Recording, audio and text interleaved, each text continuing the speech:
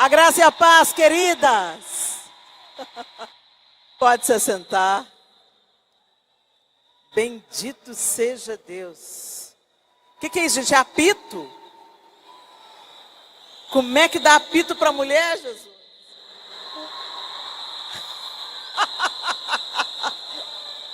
Ok. Muito bem, meninas. Como se nós, naturalmente, não fôssemos ruidosas e barulhentas, né? Mas glória a Deus, eu estou muito feliz, muito grata ao Senhor por estar com vocês nessa noite, no final desse dia sobrenatural que vocês viveram.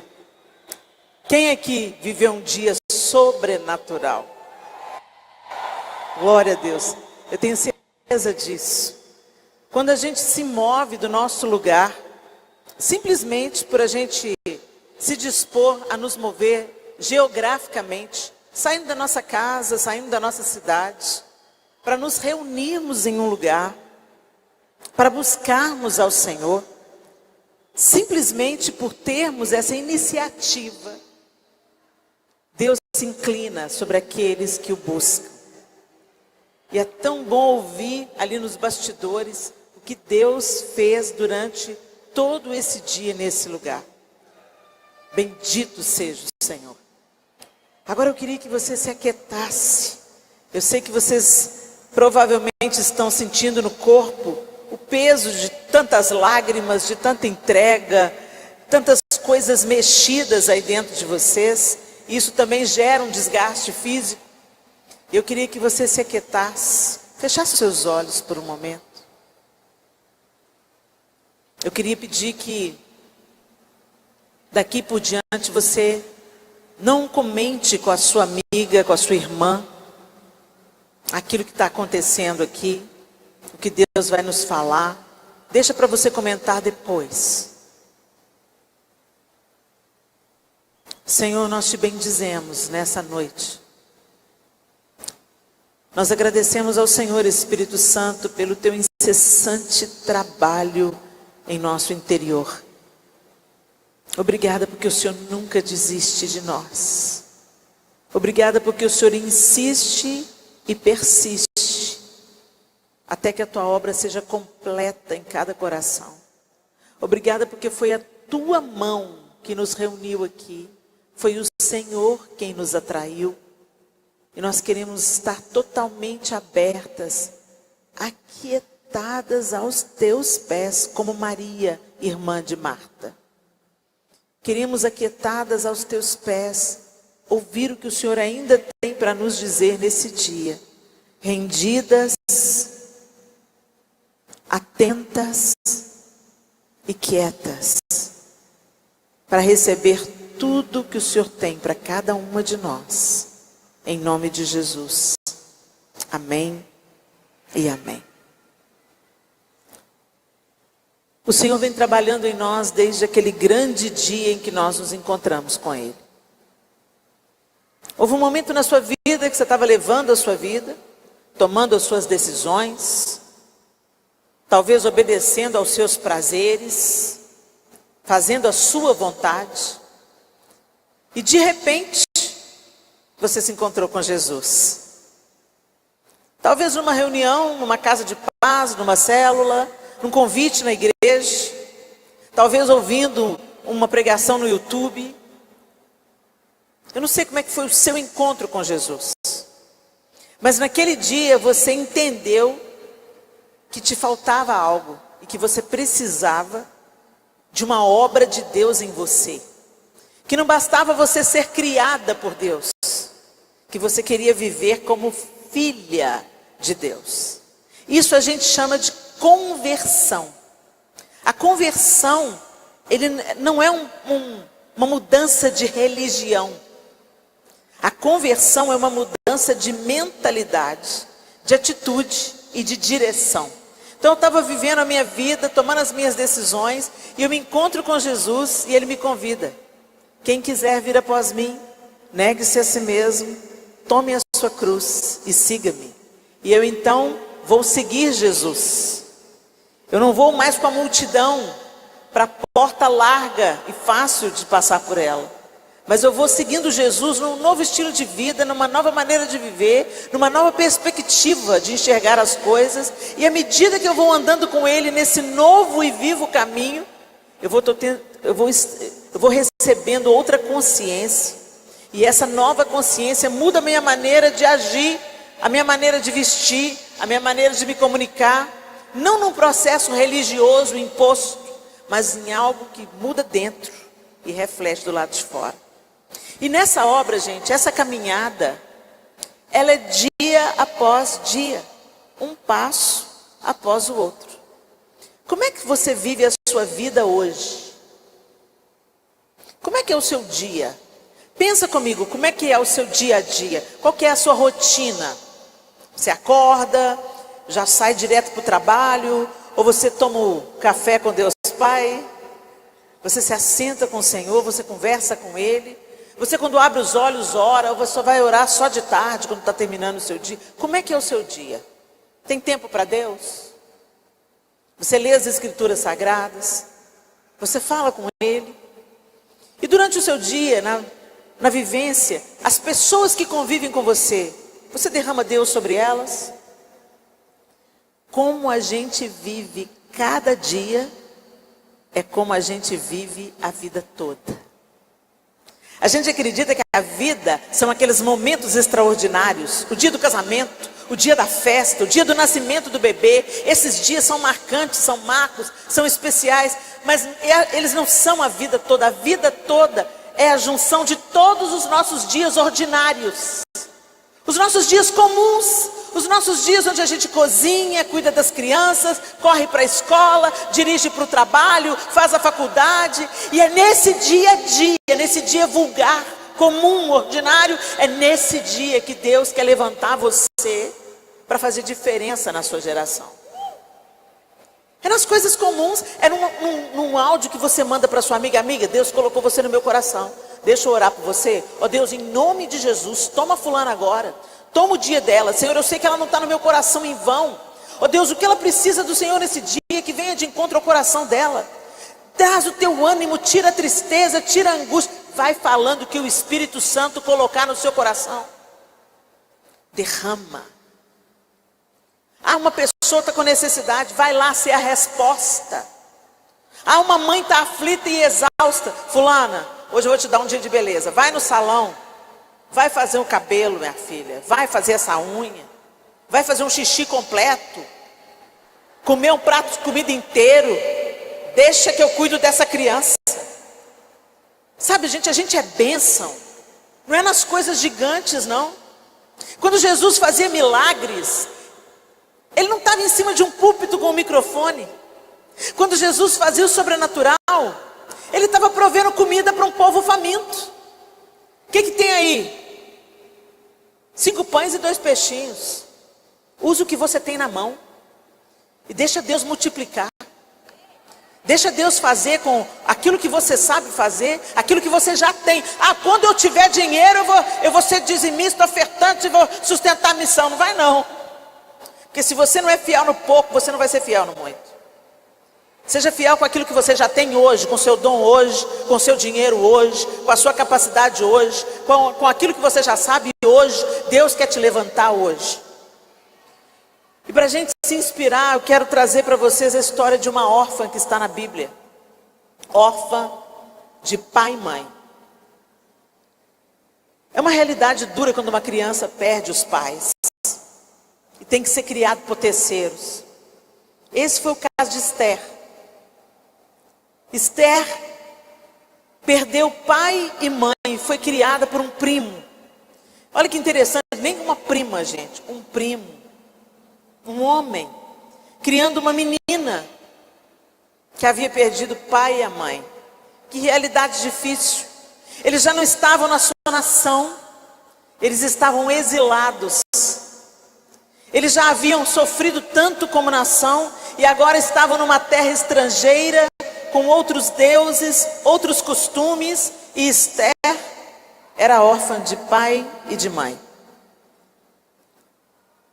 Criada por Mardoqueu.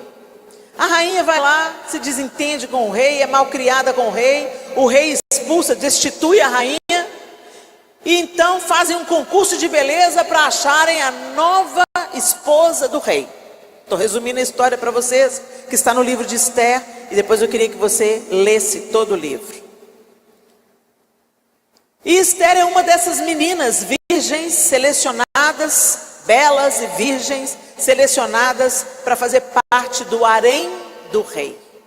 E elas deveriam passar por um ano inteiro de preparação. Elas também foram para uma imersão. Só que essa imersão delas não durou um dia, durou um ano. E nesse um ano elas foram tomando banho de beleza, né? Banho de óleos, se purificando, se embelezando, ficando perfumadas, comendo de coisas específicas para ficarem belas, passarem pelo rei e fazerem parte do harém do rei. Então, a partir do momento que elas dormiam com o rei, elas eram suas esposas ou concubinas. E entre elas, o rei iria escolher uma nova esposa. Quando a gente pensa isso com a nossa cabeça cultural, é uma coisa até brutal. Como assim, gente? A menina não tinha nem escolha. Vai se submeter a isso, passar pela cama do rei, dormir com ele às vezes uma vez só. Vai entregar para o rei a sua virgindade. Depois sabe-se lá se ela vai ser mãe, se ela vai ter filho, se ela vai ser escolhida ou não. Para a nossa cabeça ocidental e do século 21, talvez isso seja absurdo, mas isso não era naquela época, naquele contexto cultural. De uma certa forma, aquelas meninas estariam protegidas, bem cuidadas, bem tratadas, até a velhice. E Esther estava entre elas. E quando a gente vê o texto, a gente vê que desde o primeiro momento, Esther foi aceita. Ela era, a Bíblia diz, uma mulher agradável. Diga, agradável. A Bíblia também fala que ela era bela, que ela era formosa. Mas, gente, você já conheceu uma mulher bela, formosa, mas ferida? Rançosa, birrenta, briguenta. A beleza desbota, não desbota? É isso, por isso que a Bíblia fala que um coração alegre aformoseia o rosto. Um coração curado muda a gente por fora também. É uma consequência, derrama. Mas o contrário é verdadeiro. Não interessa você ser toda bonita por fora, mas ter o coração amargurado. Um coração ferido, um coração amargo. A Bíblia diz que Esther não era assim.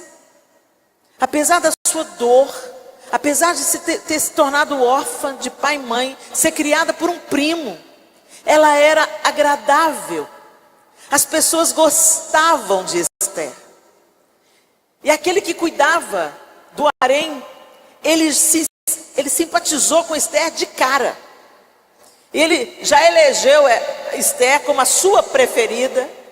E ele foi dando dicas para Esther, daquilo que ela deveria levar quando ela fosse chamada à presença do rei. E o final da conversa é que ela foi eleita pelo rei para ser a sua rainha. Aí você pensa, uau, que história de glamour. A órfã que foi tirada de casa e ascendeu a rainha, e ela agora virou a rainha do rei mais poderoso da sua época. Que demais. Mas não era sobre isso. Às vezes a gente pensa que a gente recebe uma promoção na vida, uma bênção na vida, uma cura na vida, e que é apenas sobre nós. Mas não é. Deus não trabalha só em você. Quando Ele cura você, Ele entra com a cura na sua casa, na sua família. Ele te torna instrumento de bênção e de cura para todo mundo que convive com você.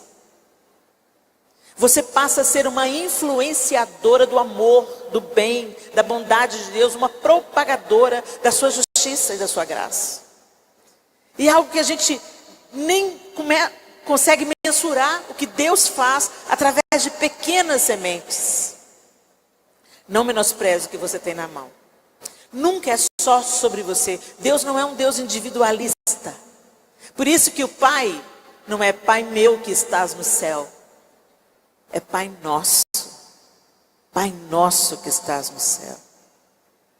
O reino é nosso, o Pai é nosso, nós somos o corpo, nós somos a igreja. Não sou eu que sou a igreja, você que é a igreja, nós somos a igreja. O nós é importante. E você tem que entender que o que Deus fez hoje durante todo o dia na sua vida, tudo que Ele confrontou, tudo que Ele mudou, tudo que Ele curou, tudo que Ele trouxe à tona para jogar luz nas trevas, tudo aquilo que Ele te levou a fazer, cada oração que você fez, não é só sobre você, como não era só sobre Esther. E Esther então começa a viver já no palácio, desfrutando da sua posição de rainha, e aí ela ouve uma notícia. Abra aí a sua Bíblia em Esther capítulo 4.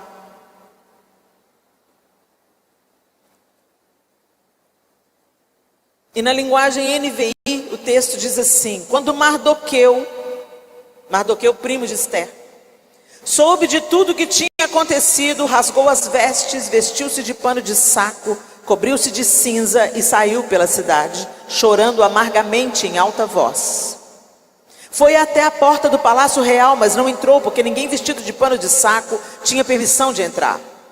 Em cada província onde chegou o decreto com a ordem do rei, houve grande pranto entre os judeus, com jejum, choro e lamento. O que aconteceu? Vamos dar uma pausa aqui. O que aconteceu? O inimigo de Mardoqueu manipula o rei, marido de Esther, para que ele liberasse, expedisse um decreto, condenando todo judeu à morte e ao saque de seus bens por aqueles que estariam próximos. Haveria uma data específica onde todo o povo judeu seria assassinado, exterminado. Só que o rei não sabia que a sua própria esposa, a sua própria rainha, era judia. E ele então emite esse decreto. Vale lembrar, gente, que um decreto do rei, nem ele mesmo podia revogar. Quando você vai lendo mais para frente, você vai vendo que ele muda, que ele acrescenta ao decreto a possibilidade dos judeus se defenderem. Mas ele não pode voltar atrás na sua própria palavra. Vocês entendem isso? Então algo muito sério estava acontecendo. E Mardoqueu, primo de Esther, se veste de cinza, de saco. Ele está de luto, ele está no sinal físico de pranto, de arrependimento, de clamor a Deus. E Esther fica sabendo. Verso 4. Quando as criadas de Esther e os oficiais responsáveis pelo harém lhe contaram o que se passava com Mardoqueu, ela ficou muito aflita e mandou-lhe roupas para que as vestisse e tirasse o pano de saco. Mas ele não quis aceitá-las. Então Esther convocou Atá, um dos oficiais do rei, nomeado para ajudá-la, e deu-lhe ordens para descobrir o que estava perturbando Mardoqueu e por que ele estava agindo assim. Atá foi falar com Mardoqueu na praça da cidade, em frente da porta do palácio real. E Mardoqueu contou-lhe tudo o que tinha acontecido e quanta prata Amã tinha prometido depositar na tesouraria real para a destruição dos judeus. Deu-lhe também uma cópia do decreto que falava do extermínio e que tinha sido anunciado em Suzã, para que ele o mostrasse a Esther e insistisse com ela para que fosse à presença do rei implorar misericórdia e interceder em favor do seu povo. Atá retornou e relatou a Esther tudo o que Mardoqueu lhe tinha dito. Então ela o instruiu que dissesse o seguinte a Mardoqueu: todos os oficiais do rei e o povo das províncias do império sabem que existe somente uma lei para qualquer homem ou mulher que se aproxime do rei no pátio interno, sem por ele ser chamado, será morto, a não ser que o rei estenda o cetro de ouro para a pessoa e lhe poupe a vida. E eu não sou chamado à presença do rei há mais de 30 dias. Quando Mardoqueu recebeu a resposta de Esther, mandou-lhe dizer: não pense que pelo fato de estar no palácio do rei, você será a única entre os judeus que escapará. Pois se você ficar calada nesta hora, socorro e livramento surgirão de outra parte para os judeus, mas você e a família do seu pai morrerão.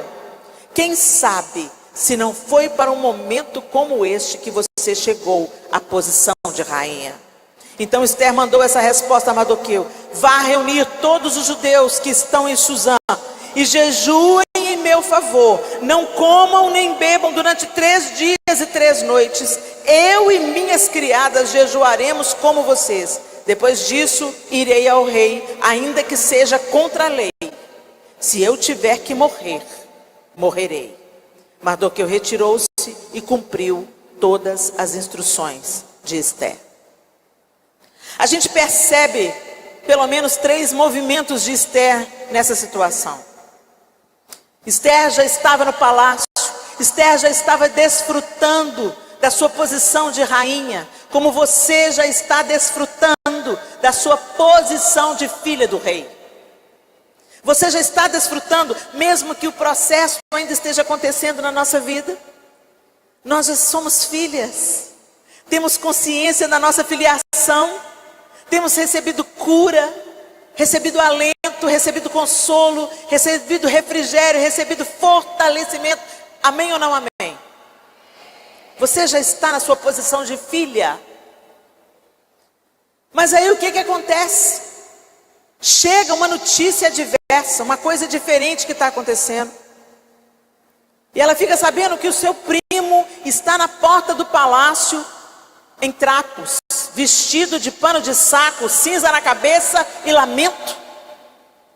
E o que ela faz imediatamente? Esther, lembra, ela tinha passado 1 ano preocupada com roupa, maquiagem, perfume, especiarias, preparação de beleza. Ela estava com a cabeça cheia disso. A aparência, ser aprovada, ser aceita. Era isso que propunha o ano que antecedeu estar na presença do rei. Então o que ela fez imediatamente? Ela quis promover uma mudança externa. Vai lá e muda a roupa do meu primo. Tá aqui a roupa, ó. Tira o pano de saco. Tira a vergonha dele. Muda a aparência dele. E quantas vezes nós como mulheres tentamos fazer a mesma coisa? Tem um problema na nossa casa e ao invés da gente ir para Deus buscando libertação e cura, a gente quer mudar a aparência. A gente faz aquelas fotos lindas enquanto os relacionamentos estão partidos dentro de casa. Os relacionamentos de amizade estão cheios de inveja, de cobiça, de insatisfação com a felicidade da melhor amiga, que recebeu uma promoção e você não, que trocou o carro e você não. A coisa está podre do lado de dentro, mas você estampa um sorriso e fala: que bênção, amiga. Porque fica feio você denunciar o seu pecado diante de Deus e falar: Senhor, eu estou com inveja da minha melhor amiga, Senhor, tira isso do meu coração. Isso é pecado diante do Senhor e eu quero ser uma nova criatura. Fica mais fácil a gente querer, o filho está com problema, a gente quer esconder o filho. Ou a gente fica justificando as falhas do filho. Não, é uma fase difícil. Ao invés de falar: não, tem problema sim.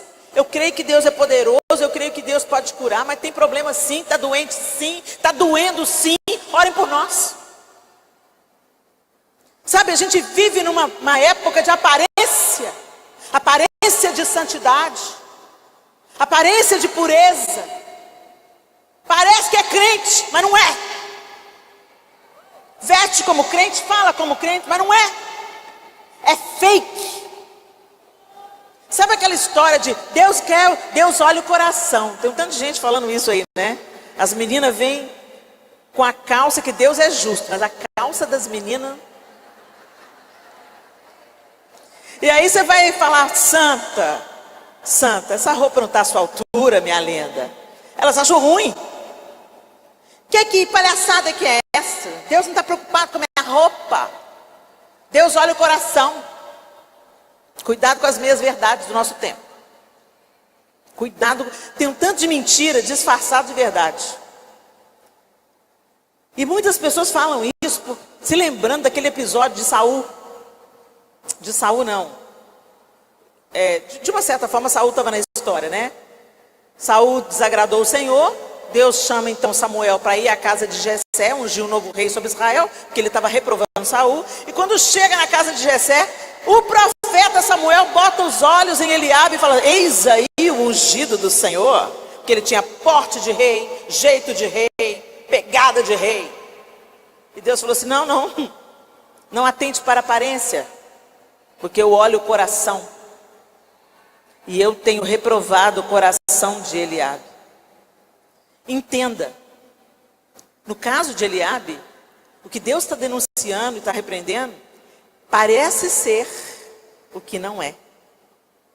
Por fora de Eliabe estava tudo certo, a postura era certa, a roupa era certa, mas o coração era errado. O fato é que quando o coração está certo, o lado de fora vai refletir o que está dentro. O que o Senhor reprova é a hipocrisia.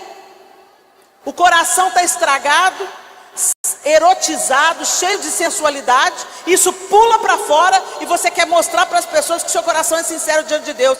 O seu coração pode até ser sincero diante de Deus. Não estou questionando a sinceridade de um coração, não. Mas eu estou questionando o quanto você está deixando Deus transformar a sua vida.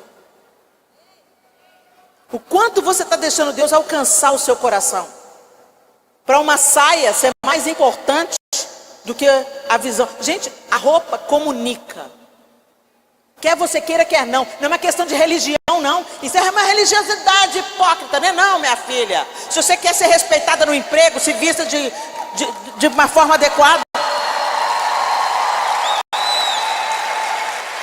Se você quer ser levada a sério nas suas ideias, nos seus pensamentos, não se vista sensualmente, porque se você veste sensual, as pessoas vão querer se consumir.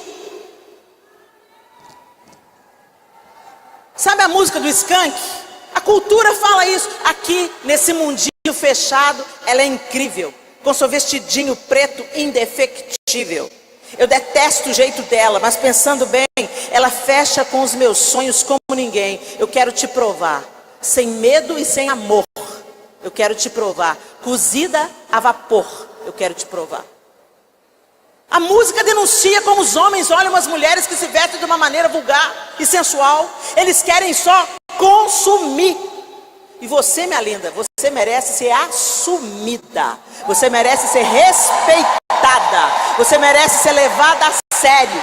Você merece ser olhada com dignidade e respeito. Você merece ser tratada como quem você é, filha de Deus. Então que a sua linguagem não verbal comunique quem você é de fato. Olha para a princesa lá, para Kate. Linda, elegante, moderna, dialoga com seu tempo, mas você não vê ela apelando. Não fala sobre a religião dela, fala sobre quem ela é. Esther estava preocupada com a aparência. Vou mudar a aparência, vou varrer para debaixo do tapete. E muitas vezes nós caímos nesse mesmo engano. A gente pensa que mudando a aparência você muda a essência. Não, gente. Primeiro a essência é mudada, depois a aparência floresce. Não adianta você tentar inverter. Por isso que eu não estou mandando você trocar sua roupa, não. Estou mandando você rever o seu coração. Deixa o Espírito Santo descer com a sonda dele lá no profundo. Fala assim: minha linda, o que você está querendo?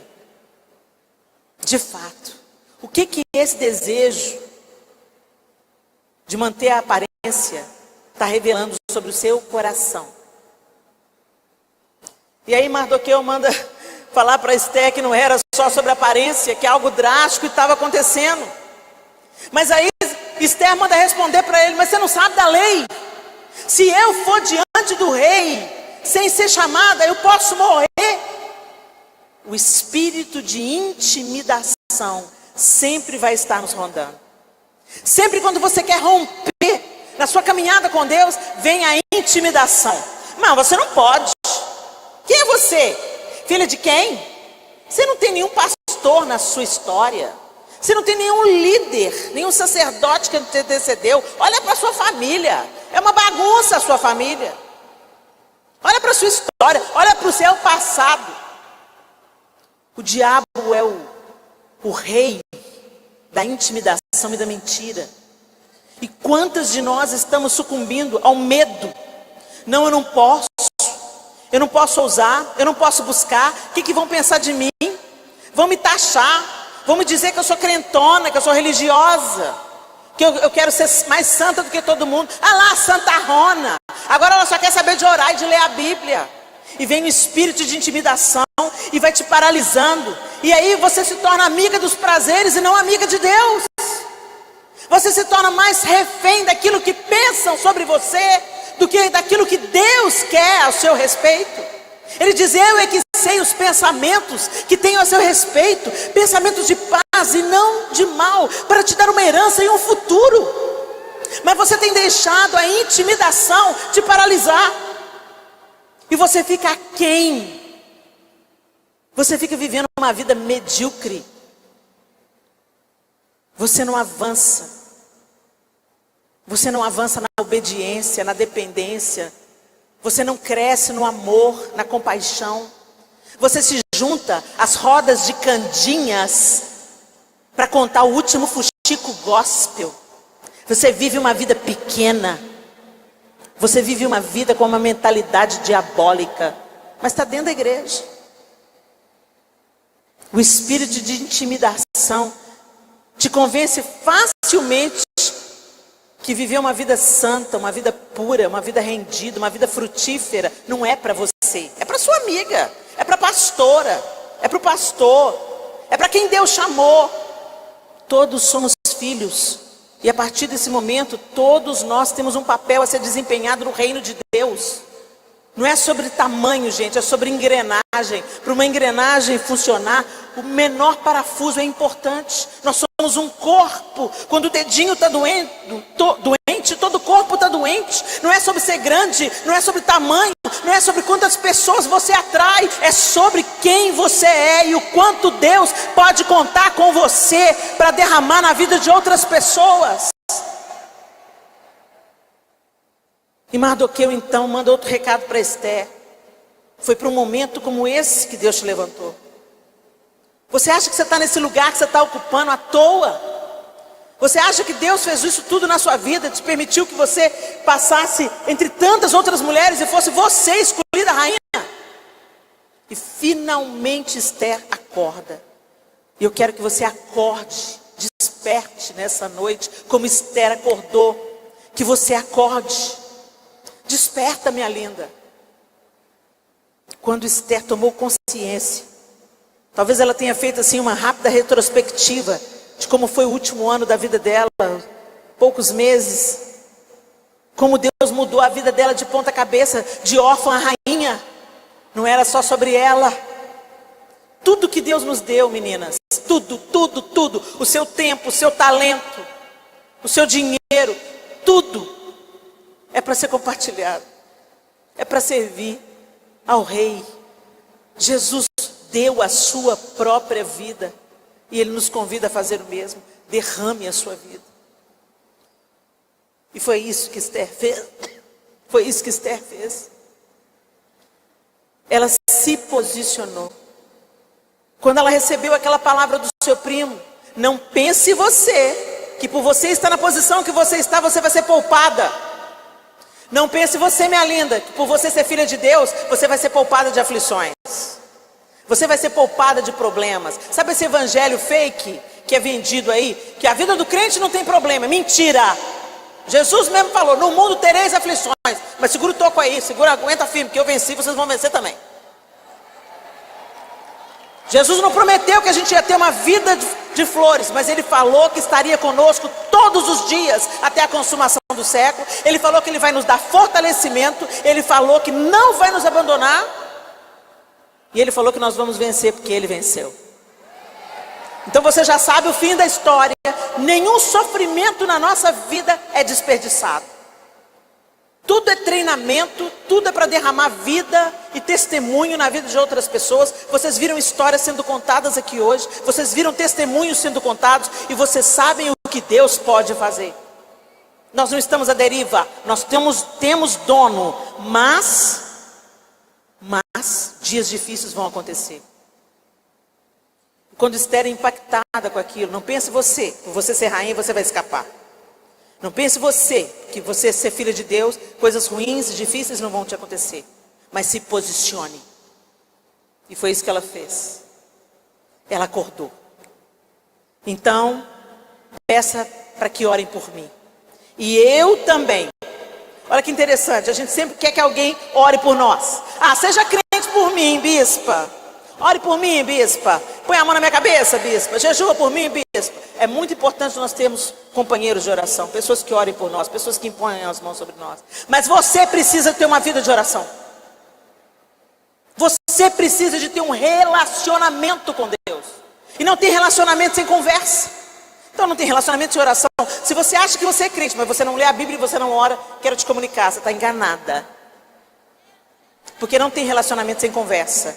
A Bíblia é a parte que Deus fala. E a oração é a parte que você fala. Conversa é isso, diálogo. Então a gente não lê a Bíblia para dar o check na vida religiosa. Você lê a Bíblia para conhecer o Deus a quem você diz que ama.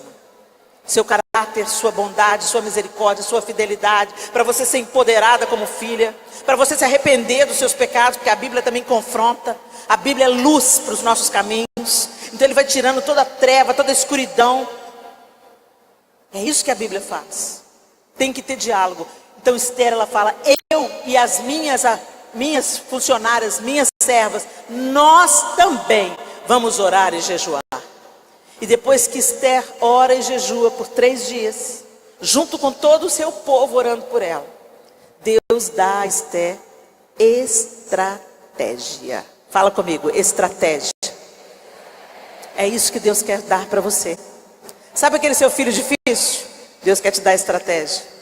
Sabe aquele seu patrão endemoniado? Deus quer te dar estratégia. Sabe o seu marido alcoólatra? Deus quer te dar estratégia. Sabe o seu líder que está pegando no seu pé? Deus quer te dar estratégia. A sua amiga que te traiu? Deus quer te dar estratégia. Deus tem estratégia para te dar. Mas para isso você vai ter que se aproximar nesse relacionamento íntimo e pessoal. Você vai ter que se achegar ao Pai. Você vai ter que conversar com Ele. E o jejum e a oração nada mais é do que isso. Aproximação. O jejum não é barganha com Deus. O jejum é a mortificação da nossa carne para nos desintoxicar, para desimpedir o canal de ouvidoria. Quando você está jejuando, você fica forte espiritualmente e você escuta mais claramente o que Deus quer falar com você. Então por isso que o jejum, gente, não é uma opção. O jejum faz parte das disciplinas espirituais, fazem parte da vida. Aprenda a jejuar. Eu já atravessei tantos momentos difíceis na minha vida.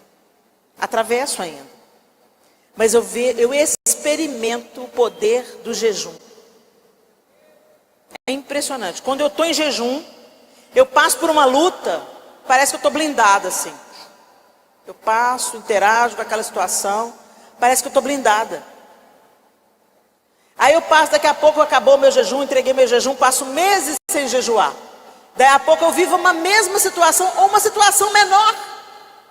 Aquilo ai meu Deus, eu sofro, choro, dói, perturba, me tira do meu caminho, me tira do meu lugar. Seu espírito fica vulnerável. O jejum é para te fortalecer. Jejum é comida para o espírito ficar turbinado.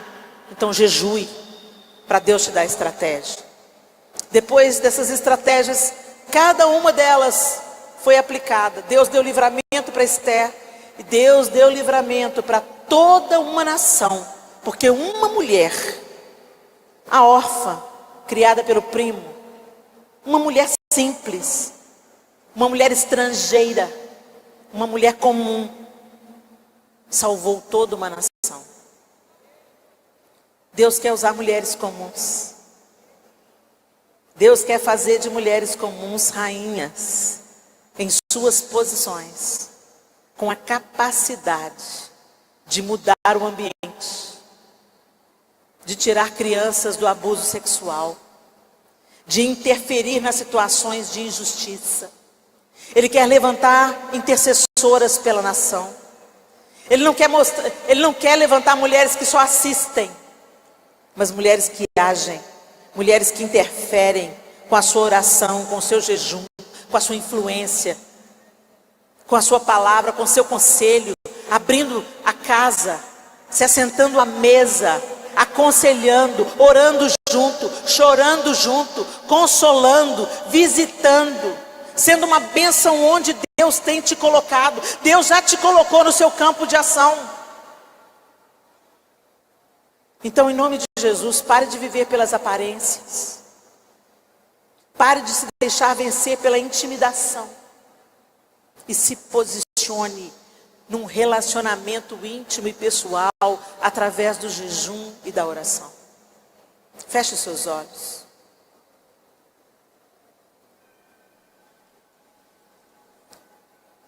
Deus escolheu os fracos, os humildes, os rejeitados. Talvez você olhe para você e você fale assim: mas Helena, ela é Esther. Não, ela não é Esther, ela se tornou Esther, a rainha. Antes ela era Esther, a órfã. Ruth era a moabita, amaldiçoada. Tamar, a nora que se deitou com o próprio sogro. Raabe, a prostituta de Jericó.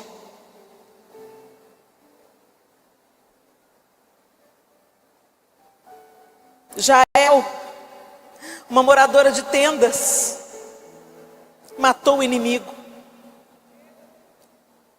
Maria, uma jovenzinha de 16, 17 anos, carregando o rei do universo no ventre. Deus usa as coisas pequenas. Ele é amigo do oprimido. Amigo do oprimido. Fique de pé no seu lugar. Segure a mão dessa pessoa que está do seu lado.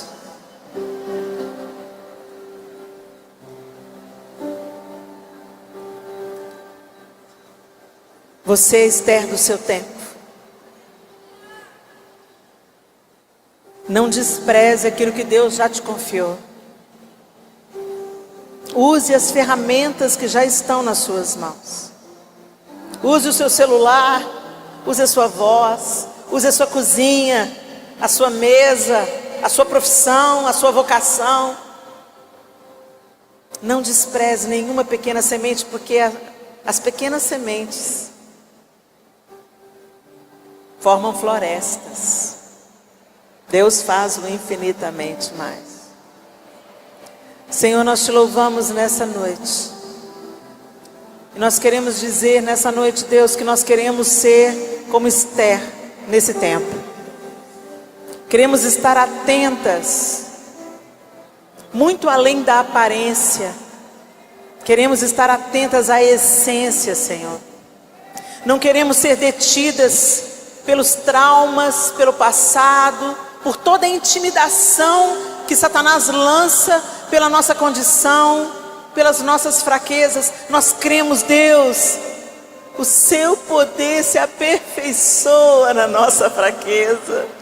E nós nos abrimos para o Senhor e nós dissemos: vem, Senhor, usa-nos, enche-nos até transbordar, enche-nos até transbordar. Muda o ambiente onde nós entrarmos, desperta-nos como o Senhor despertou Esther, para que a gente se posicione, influencie com estratégia, graça, sabedoria do alto, e que a gente mude destinos com a tua condução, com a tua vida em nós, em nome de Jesus.